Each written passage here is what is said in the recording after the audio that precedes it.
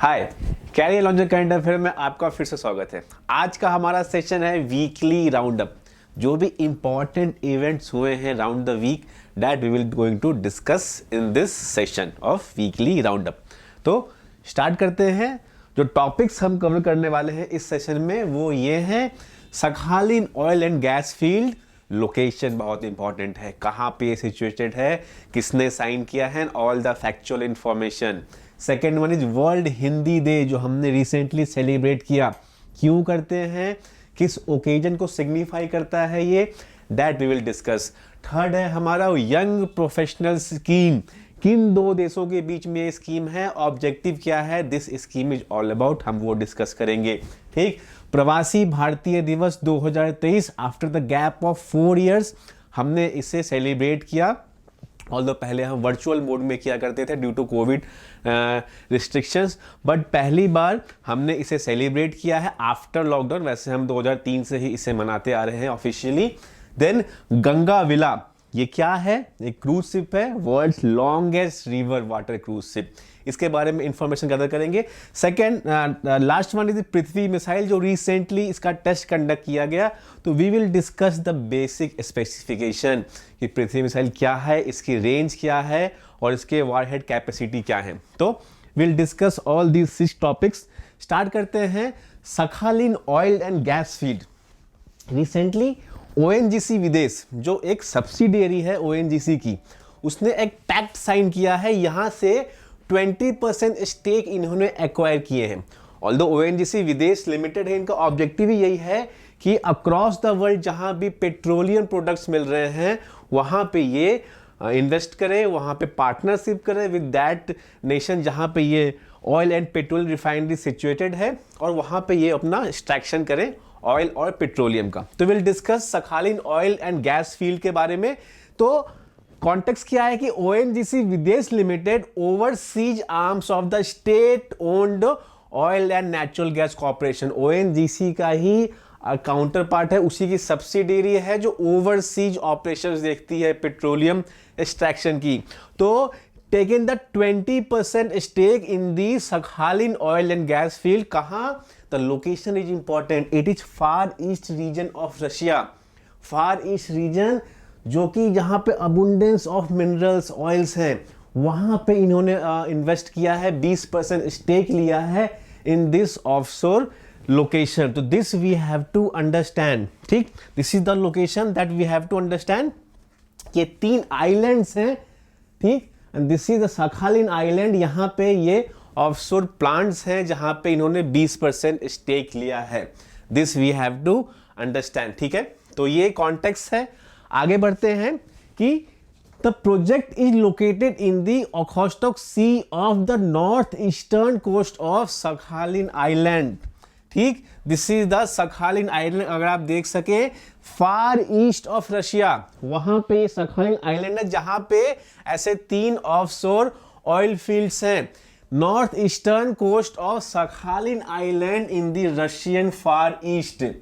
It comprises of 3 offshore fields, Chayvo, ओडोनपू and Arkutun Dagi. ये जो है आपके ये 3 ऑयल फील्ड्स हैं इन दिस आइलैंड। कहां, फार ईस्ट, रशिया का फार ईस्ट पार्ट है जहां पे will see 80% of the minerals are situated.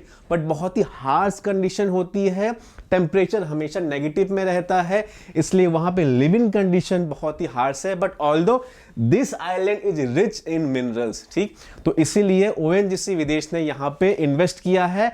हमें examination purpose point of view से क्या इंफॉर्मेशन गैदर करनी है, कहां पे लोकेटेड है, ठीक, ओएनजीसी विदेश क्या चीज है और कितने % स्टेक उन्होंने लिए हैं, और स्पेशली दिस फार ईस्ट, इसकी इंपॉर्टेंस क्या है इन दी जियोपॉलिटिकल वर्ल्ड। ठीक है, तो ये है कुछ इंफॉर्मेशन।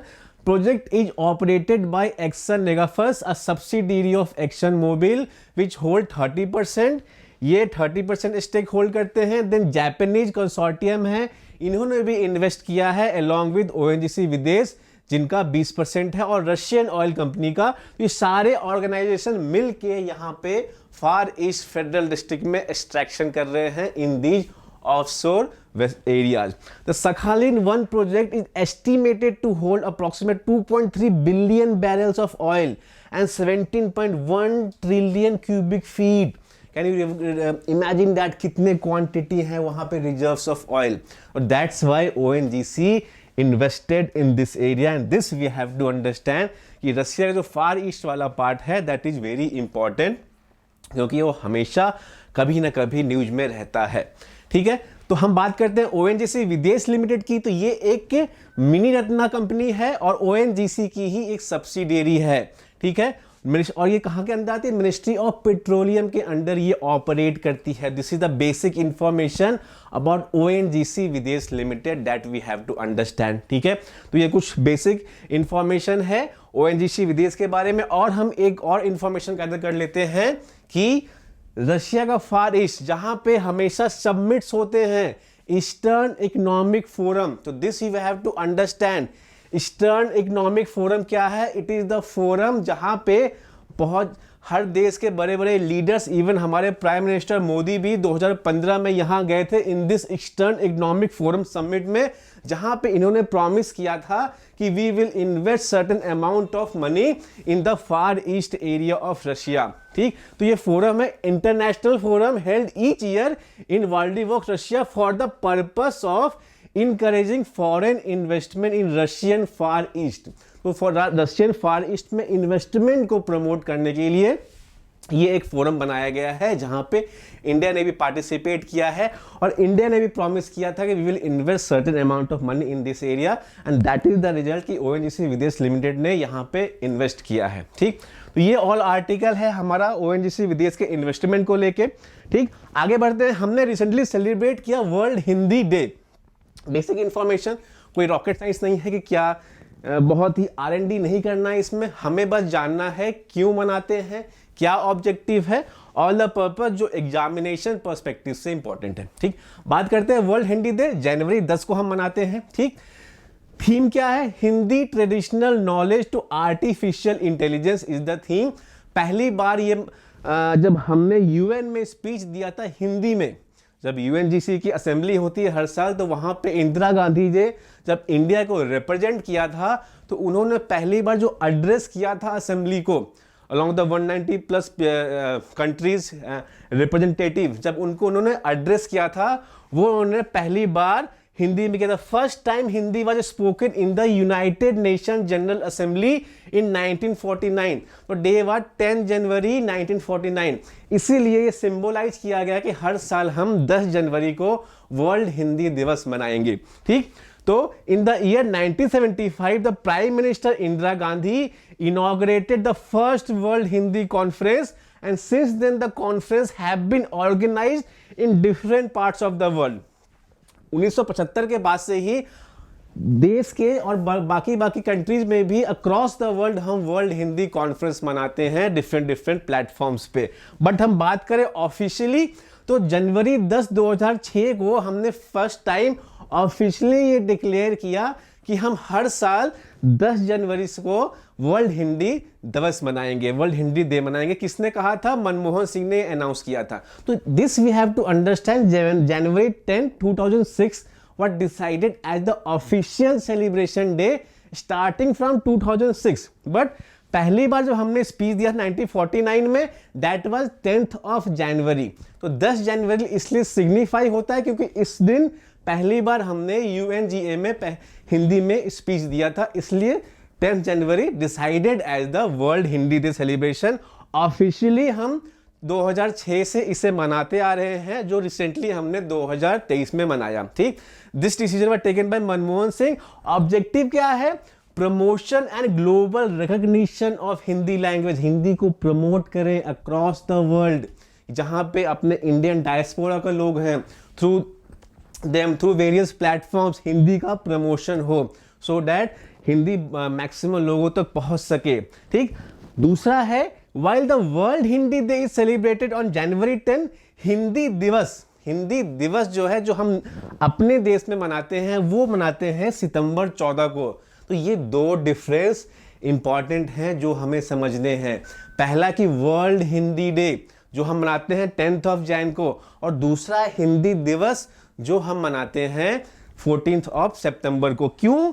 क्योंकि recognition of Hindi language India, अपने इंडिया में ही जो इतनी डाइवर्सिटी है, इतनी सिटी है, कल्चर है, वहां पे हिंदी को प्रमोट कर सके, उसके लिए एक दिन डेडिकेटेड दिया गया है, दैट इज 14th ऑफ सितंबर, जब हम हिंदी दिवस मनाते हैं इंडिया में, और अक्रॉस द वर्ल्ड के लिए वर्ल्ड हिंदी दिवस हम मनाते हैं 10th ऑफ जैन में। तो ये दोनों डिफरेंस हमें याद रखना है, क्योंकि यहां से प्रोबेबिलिटी है वो पूछ सकते हैं, कंफ्यूज कर सकते हैं वर्ल्ड हिंदी डे और हिंदी डे कब कब सेलिब्रेट करते हैं। तो this we have to understand. आगे बढ़ते हैं, यंग प्रोफेशनल स्कीम, ये भी स्कीम है। डायरेक्ट क्वेश्चन आ सकता है कि ये scheme was recently seen in news, ये किन किन देशों के बीच में है? 4 ऑप्शन दे देंगे, you have to mark the right one. तो इफ यू नो, इंडिया और यूके ने एक पैक्ट साइन किया है जहां पे हमारे एम्प्लॉय वहां जाके काम कर सकते हैं और यूके के एम्प्लॉय यहां आकर काम कर सकते हैं। ठीक, तो यही है यंग प्रोफेशनल स्कीम। एक ब्रैकेट दी गई है कि 18 से 30 के एज वाले ही कैंडिडेट अप्लाई कर सकते हैं, और सर्टेन एज टाइम पीरियड के लिए आप यूके में और इंडिया में वर्क कर सकते हैं। आइए डिस्कस करते हैं कि यंग प्रोफेशनल स्कीम क्या है। इंडिया और यूके ने इसको साइन किया है, this we have to understand, तो यहां से पूछ सकते हैं क्वेश्चन। ठीक, इट वाज कंसिडर्ड पार्ट क्या, India UK migration and mobility, एक एमओयू साइन हुई थी, कब हुई थी? 2021 में मई में G20 बाली समिट में साइन हुआ था on the sideline of G20 summit, कि हम दोनों देश एक मोबिलिटी एग्रीमेंट साइन करेंगे जहां पे without the hassle of visa कुछ सर्टेन अमाउंट ऑफ कैंडिडेट आपके यहां वर्क कर सकते हैं और कुछ यूके से कैंडिडेट हमारे यहां वर्क कर सकते हैं, depending on the eligibility, without the hassle of visa and all. ठीक है, तो बात हुई है कि permit up to 3000 of their degree holding citizens age between 18 to 30 for 2 years। ये फैक्ट है, कब है?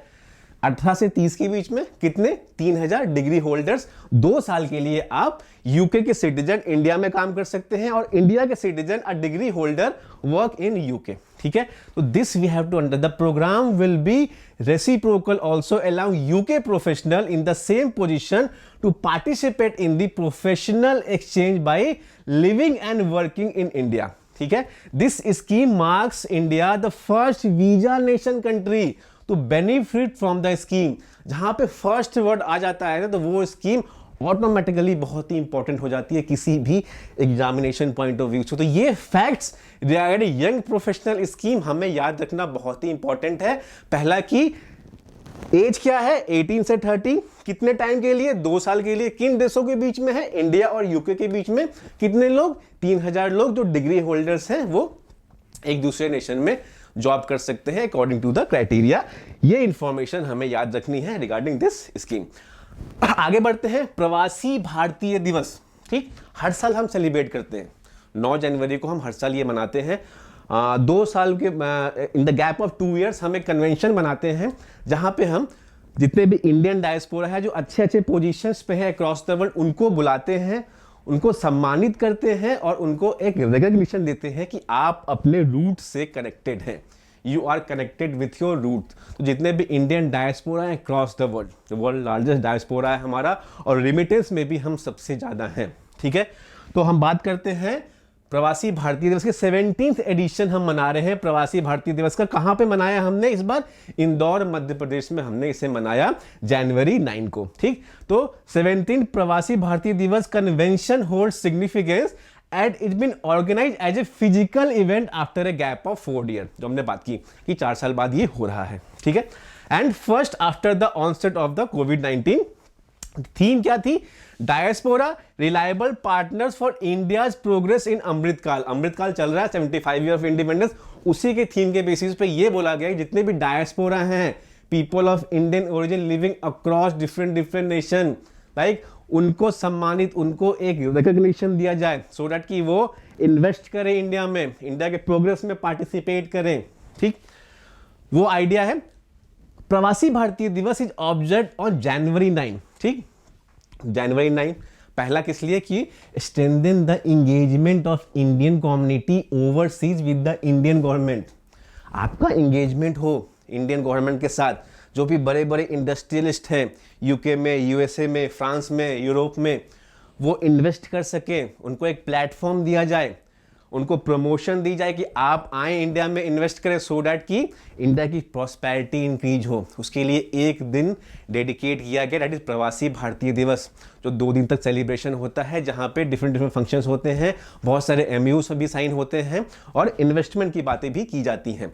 उसी रिस्पेक्ट में ये ऑब्जेक्टिव है। और सेकेंड, जनवरी 9 क्यों डिसाइड किया गया? क्योंकि जनवरी 9 को ही हमारे गांधी जी 1915 में 9 जनवरी 1915 में साउथ अफ्रीका से वापस इंडिया में आए थे। तो मार्क दैट ओकेजन हमने ये डिसाइड किया कि हम 9 जैन को हर साल ये प्रवासी भारतीय दिवस मनाएंगे। कब से? 2003 से। 2002 में सिंघवी कमेटी बैठी जिसने रिकमेंडेशन दिया कि हमें अपने इंडियन डायस्पोरा से कनेक्ट होना चाहिए। उनके रिकमेंडेशन को मानते हुए अटल बिहारी वाजपेयी ने यह डिसाइड किया कि हम हर साल 2003 से onwards we will celebrate this Pravasi Bharatiya दिवस। जनवरी 9 डिसाइड किस लिए किया गया? क्योंकि गांधी जी आए थे। It also marks the contribution of the India living abroad in the development of the land and their ancestors. PDP convention were being held every year since 2003 से ही हर साल कन्वेंशन होता था कि हाँ बहुत सारे लोग आए, इंडियन डायस्पोरा की मीटिंग हुई, सेलिब्रेशन हुआ, अप्रिशिएशन दिया गया, इन्वेस्टमेंट की बात की गई। बट 2015 से ये डिसाइड किया गया जो कन्वेंशन है ये हम 2 साल में एक बार मनाएंगे। तो ये आपको याद रखना है, PDP जो सेलिब्रेशन है वो हर साल होता है, बट द कन्वेंशन मीटिंग, अब मीटिंग जहां पे ऐसे सारे लीडर्स आते हैं वर्ल्ड के, इंडियन डायस्पोरा के, और सेलिब्रेट करते हैं, इन्वेस्टमेंट होती है, वो साल में 2 साल में एक बार सेलिब्रेट होता है। This we have to understand कि PDP conventions we have been held every year since 2003। Since 2015 it's format has been revised. PDP is now celebrated once in every 2 years। प्रवासी भारतीय दिवस अब 2 साल में एक बार हम सेलिब्रेट करते हैं, ठीक। This we have to understand. तो ये फैक्चुअल इंफॉर्मेशन है, जहां से थोड़ा सा ट्विस्ट एंड टर्न कर से स्टेटमेंट क्रिएट करके वो कंफ्यूज कर सकते हैं। तो रिमेंबर दिस। तो हम बात करते हैं LM सिंघवी। इन्होंने ही रिकमेंड किया था 2002 में अटल बिहारी वाजपेयी को कि हमें ऐसा कुछ फंक्शन क्रिएट करना चाहिए, ठीक। Must renew and strengthen linkage of overseas Indian, जो भी इंडियंस बाहर रह रहे हैं, to dear place of origin and with each other एक कनेक्शन मेंटेन हो, कि आप हमेशा अपने रूट से कनेक्टेड हो। तो सुंदर पिचाई, सत्तर नडेला, जो भी इंडियन ओरिजिन के लोग हैं, वो सब, ऋषि सुनक, ये सब कनेक्टेड हो एनी हाउ इंडियन रूट से, उसको उनको स्ट्रेंथनिंग मिले, उनको ये लगे कि Indian government is always with you, ठीक है। उस पर्पस के लिए हम ये हर साल मनाते हैं। The decision to celebrate Pravasi Bharatiya Divas was taken by Atal Bihari Vajpayee in 2003। This we have to understand. एक और है प्रवासी भारतीय सम्मान अवार्ड्स। अब जब कन्वेंशन होता है तो कन्वेंशन में अवार्ड सेरेमनी भी होती है, जहां पे किनको अवार्ड मिलता है? Non NRI person of Indian origin और ऑर्गेनाइजेशन और इंस्टीट्यूट, ऑर्गेनाइजेशन भी हो जो उन्होंने अच्छे काम किए हैं। जैसे बहुत सारे इंडियंस ने जो स्टूडेंट्स है यूक्रेन में, उनको हेल्प किया था ड्यूरिंग द वार सिचुएशन, कि वो अच्छे से आराम से सेफली इंडिया वापस जा सके। तो ऐसे बहुत सारे ऑर्गेनाइजेशन जिन्होंने हेल्प की, जिन्होंने अच्छे काम किया, उनको, और जो इंडियन है बाय ओरिजिन, उनको सम्मानित किया जाए, उनको उनके एफर्ट को सेलिब्रेट किया जाए। उसके रिस्पेक्ट में प्रवासी भारतीय सम्मान अवार्ड्स हम देते हैं जब भी हम ये प्रवासी भारतीय दिवस कन्वेंशन मनाते हैं, जहां पे हम किसी पर्सन ऑफ इंडियन ओरिजिन या कोई ऑर्गेनाइजेशन या इंस्टीट्यूट हो establish and run by the NRI और पर्सन ऑफ इंडियन ओरिजिन, उन्हीं लोगों को ये अवार्ड देते हैं। This is the eligibility criteria, जिसके बेसिस पे हम ये डिसाइड करते हैं कि किनको हमें अवार्ड देना है, ठीक है। आगे हम बात करते हैं कि वर्ल्ड्स लॉन्गेस्ट रिवर कुजिन। ये भी फैक्चुअल इंफॉर्मेशन है, बस फैक्ट्स हमें जानने हैं, कहां से कहां तक हो रहा है, किस सिटी में लॉन्च हो रही है, कब हो रही है। तो ये है वर्ल्ड्स लॉन्गेस्ट रिवर कुजिन गंगाविला, जो रिसेंटली PM ने इसको वाराणसी से फ्लैग ऑफ किया और ये जाएगी असम तक, ठीक। इसके बारे में बात करते हैं कि वर्ल्ड्स लॉन्गेस्ट रिवर कुजिन गंगाविला कहां से कहां? वाराणसी से डिब्रूगढ़ वाया बांग्लादेश होते हुए is all set to be flagged off January 13 by PM Narendra Modi. कितना? 3200 किलोमीटर ये ट्रैवल करेगी इन 52 डेज 27 रिवर को क्रॉस करेगी, 5 Indian states and Bangladesh other nation को भी क्रॉस करके ये पूरी जर्नी कवर करने वाली है। आई थिंक 1 और 2 मार्च तक ये पूरी वायाज चलेगी। Tourist will have the chance to explore more than 50 noteworthy architectural sites including the world heritage site, जो आपके सुंदरवंस हैं, ऐसे बहुत सारे हेरिटेज साइट्स हैं जो आपको जो जर्नी है वहां पे आपको देखने को मिलेंगी। तो MB Ganga Vila 62 metre long and 12 metre wide and 3 deck 18 suites और 36 पैसेंजर तक की कैपेसिटी है इस डेक की। तो this we have to understand. ये रूट है इनका, वाराणसी से ये स्टार्ट करेंगे, पटना जाएंगे, कोलकाता, बांग्लादेश और असम। तो इंपॉर्टेंट ये है कि ये सबसे लॉन्गेस्ट है, इसीलिए यहां से क्वेश्चन पूछे जा सकते हैं, क्योंकि this will be going to submit in the history कि सबसे लॉन्गेस्ट रिवर क्रूज कहां पे है, तो इंडिया में है, जो स्टार्ट हुई है वाराणसी से, जिसकी जर्नी जाएगी असम में and they will cross Bangladesh also. तो Varanasi, Patna, Kolkata, Sundarbans, Dhaka, Dibrugarh starting on January और टिल गो टू March 1, 2023। तो this we have to understand about the longest river cruise. ठीक है, अब बात करते हैं पृथ्वी 2 की। पृथ्वी 2 हम ऑल्दो जितने भी मिसाइल्स हैं वो हमेशा कभी ना कभी उनके टेस्ट को वैलिडेट करने के लिए लॉन्च होते रहते हैं। उसी सिलसिले में हमारा पृथ्वी 2 रिसेंटली लॉन्च किया गया। It is a indigenously developed nuclear capable Prithvi 2 surface missile. ये है इसका कॉन्फ़िगरेशन, ये हमें याद रखना है। ठीक, क्या है? Indigenously developed nuclear capable surface missile Prithvi. ठीक, कहां पर टेस्ट हुआ? चांदीपुर टेस्ट सेंटर ओडिशा में। सब कुछ ठीक से रहा, जो भी ऑब्जेक्टिव था वो अचीव कर लिया गया। This was stated by DRDO in their official Twitter handle. ठीक है, पृथ्वी 2 के बारे में कुछ इंफॉर्मेशन गैदर कर लेते हैं। क्या है? 350 किलोमीटर की इसकी रेंज है और वारहेड कितना ये कैरी कर सकता है, कितना वार लोड कैरी कर सकता है? 500 से 1000 किलोग्राम ऑफ वारहेड्स ये कैरी कर सकता है। ठीक, it is fuelled by liquid propellant only और ये ट्विन इंजन है। This we have to understand. क्या? Twin engine, liquid propellant only and it is a single stage missile that falls under the liquid fuelling category. Liquid fuelling category आपकी single stage missile और twin engines. ये है basic आपके factual information regarding पृथ्वी 2 जो हमें हमेशा याद रखने हैं। ठीक है, तो ये था पृथ्वी 2।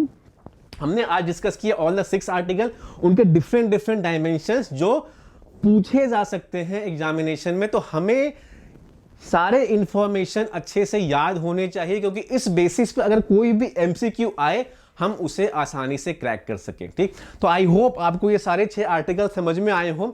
हम मिलेंगे नेक्स्ट सेशन में with some more important current affair topic. Till then, goodbye and take care.